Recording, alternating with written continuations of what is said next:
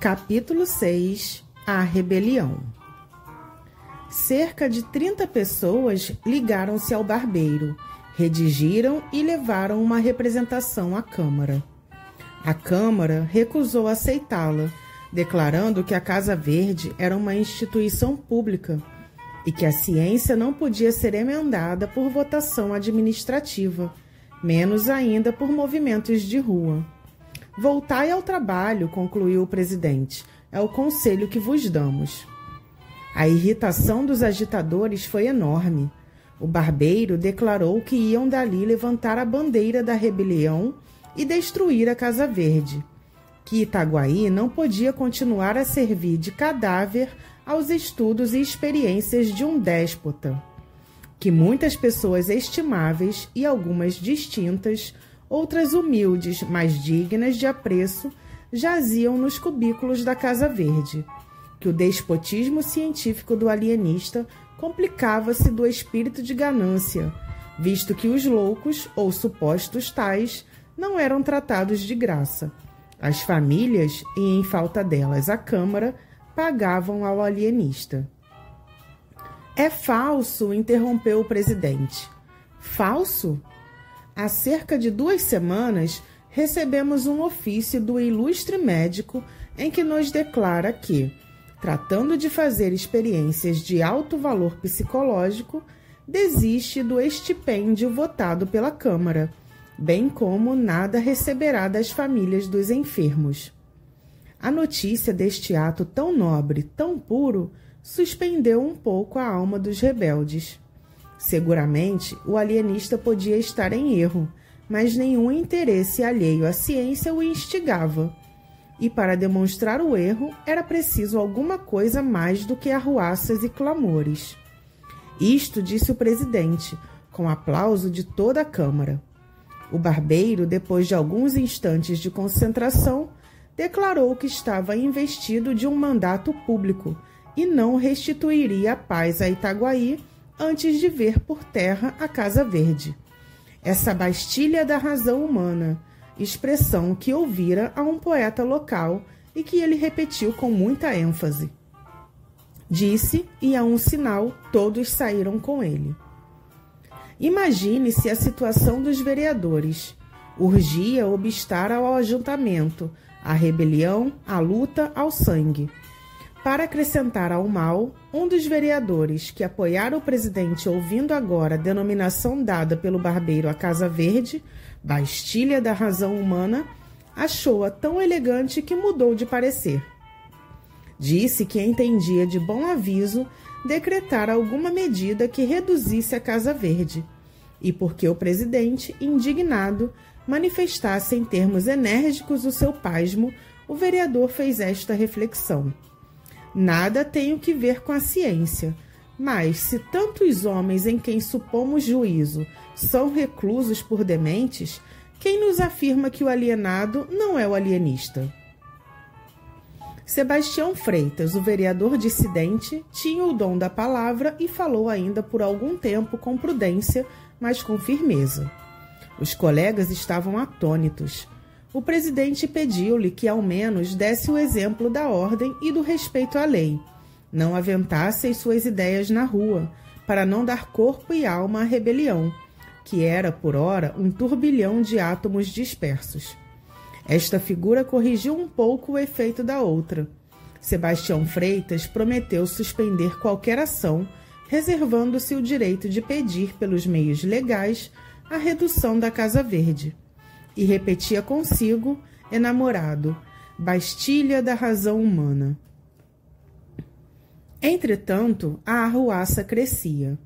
Já não eram 30, mas 300 pessoas que acompanhavam o barbeiro, cuja alcunha familiar deve ser mencionada, porque ela deu o nome à revolta.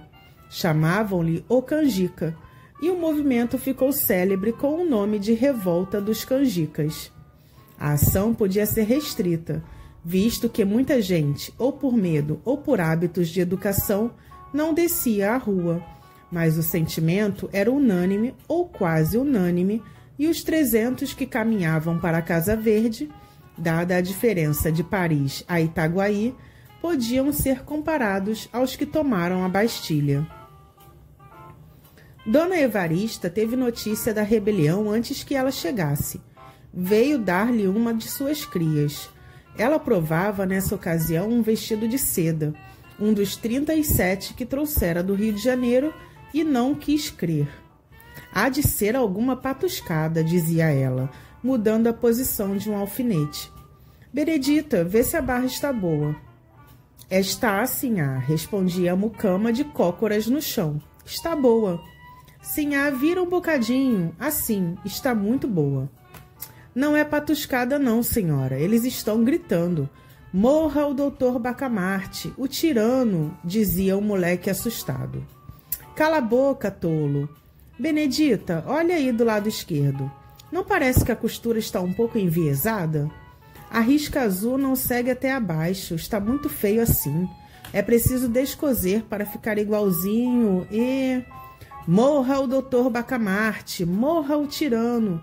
Uivaram fora 300 vozes. Era a rebelião que desembocava na Rua Nova. Dona Evarista ficou sem pinga de sangue. No primeiro instante não deu um passo, não fez um gesto. O terror petrificou-a. A mucama correu instintivamente para a porta do fundo.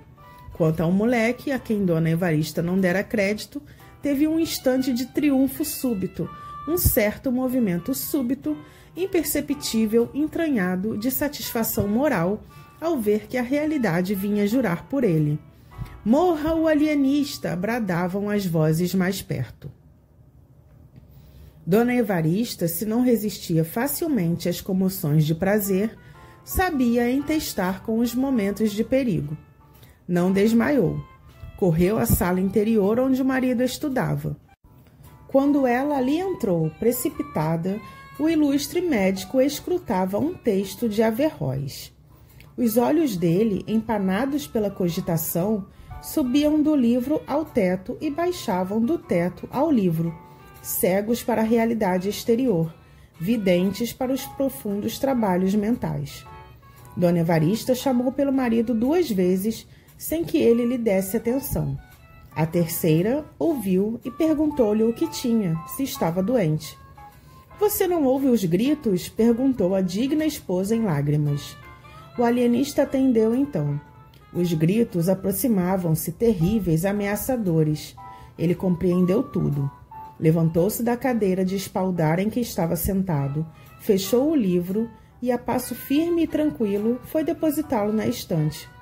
Como a introdução do volume desconcertasse um pouco a linha dos 2 tomos contíguos, Simão Bacamarte cuidou de corrigir esse defeito mínimo e, aliás, interessante. Depois disse à mulher que se recolhesse, que não fizesse nada. Não, não, implorava a digna senhora. Quero morrer ao lado de você. Simão Bacamarte teimou que não era caso de morte, e ainda que o fosse, intimava-lhe em nome da vida que ficasse. A infeliz dama curvou a cabeça, obediente e chorosa. Abaixo a Casa Verde! Bradavam os canjicas. O alienista caminhou para a varanda da frente e chegou ali no momento em que a rebelião também chegava e parava, defronte, com as suas 300 cabeças rutilantes de civismo e sombrias de desespero. Morra! Morra! Bradaram de todos os lados. Apenas o vulto do alienista assomou na varanda. Simão Bacamarte fez um sinal pedindo para falar. Os revoltosos cobriram-lhe a voz com brados de indignação. Então o barbeiro, agitando o chapéu a fim de impor silêncio à turba, conseguiu aquietar os amigos e declarou ao alienista que podia falar, mas acrescentou que não abusasse da paciência do povo como fizera até então. Direi pouco, ou até não direi nada se for preciso. Desejo saber primeiro o que pedis. Não pedimos nada, replicou fremente o barbeiro. Ordenamos que a Casa Verde seja demolida ou pelo menos despojada dos infelizes que lá estão. Não entendo. Entendeis bem, tirano. Queremos dar liberdade às vítimas do vosso ódio, capricho, ganância. O alienista sorriu, mas o sorriso desse grande homem não era coisa visível aos olhos da multidão. Era uma contração leve de 2 ou 3 músculos, nada mais. Sorriu e respondeu: meus senhores, a ciência é coisa séria e merece ser tratada com seriedade. Não dou razão dos meus atos de alienista a ninguém, salvo aos mestres e a Deus. Se quereis emendar a administração da Casa Verde, estou pronto a ouvir-vos, mas se exigis que me negue a mim mesmo, não ganhareis nada. Poderia convidar alguns de vós, em comissão dos outros, a vir ver comigo os loucos reclusos, mas não o faço, porque seria dar-vos razão do meu sistema, o que não farei a leigos nem a rebeldes. Disse isto o alienista, e a multidão ficou atônita. Era claro que não esperava tanta energia e menos ainda tamanha serenidade. Mas o assombro cresceu de ponto quando o alienista, cortejando a multidão com muita gravidade, deu-lhe as costas e retirou-se lentamente para dentro. O barbeiro tornou logo a si e, agitando o chapéu, convidou os amigos à demolição da Casa Verde. Poucas vozes e frouxas lhe responderam. Foi nesse momento decisivo que o barbeiro sentiu despontar em si a ambição do governo. Pareceu-lhe, então, que demolindo a Casa Verde e derrocando a influência do alienista, chegaria a apoderar-se da Câmara, dominar as demais autoridades e constituir-se senhor de Itaguaí. Desde alguns anos que ele forcejava por ver o seu nome incluído nos pelouros para o sorteio dos vereadores, mas era recusado por não ter uma posição compatível com tão grande cargo. A ocasião era agora ou nunca. Ademais, fora tão longe na arruaça que a derrota seria a prisão ou talvez a forca, ou o degredo. Infelizmente, a resposta do alienista diminuíra o furor dos sequazes. O barbeiro, logo que o percebeu, sentiu um impulso de indignação e quis bradar-lhes: canalhas, covardes, mas conteve-se e rompeu deste modo: meus amigos, lutemos até o fim. A salvação de Itaguaí está nas vossas mãos, dignas e heróicas.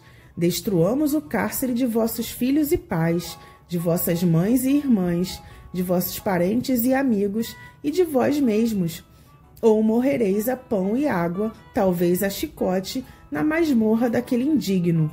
E a multidão agitou-se, murmurou, bradou, ameaçou, congregou-se toda em derredor do barbeiro. Era a revolta que tornava a si da ligeira síncope e ameaçava arrasar a Casa Verde. Vamos! Bradou Porfírio agitando o chapéu. Vamos! Repetiram todos. Deteve-os um incidente. Era um corpo de dragões que, a marche-marche, entrava na Rua Nova.